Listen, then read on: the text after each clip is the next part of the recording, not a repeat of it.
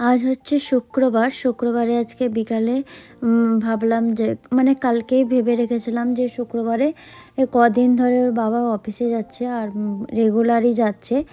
আর next উইকেও মানে ও অফিসে যাবে।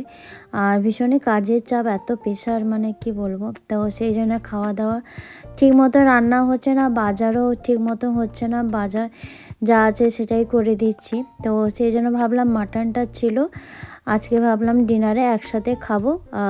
তাহলে মাটন কারি করলে ভালো হয়। আর ওয়েদারটা একটু ঠান্ডা ঠান্ডা আছে, তো সেই জন্য ভাবলাম মাটন কারি বেস্ট হবে। আর আমরা তিনজনই ভালোবাসি খেতে মাটন।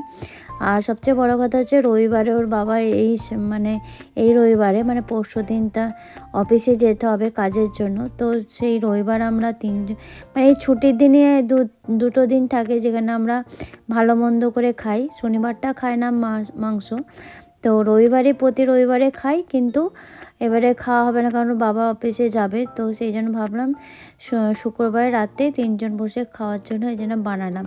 আর ওয়েদারটা ঠান্ডা, বেশ খেতেও ভালো লাগবে।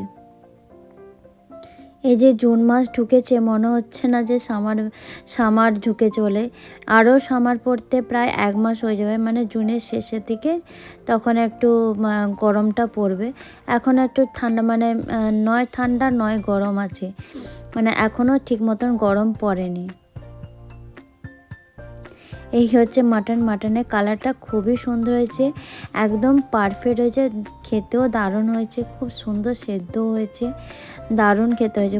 মানে রাত্রেবেলা খাচ্ছে বলে তো পরোটার সাথে একটু মাটন খাচ্ছে, বেশ ভালোই লাগছে।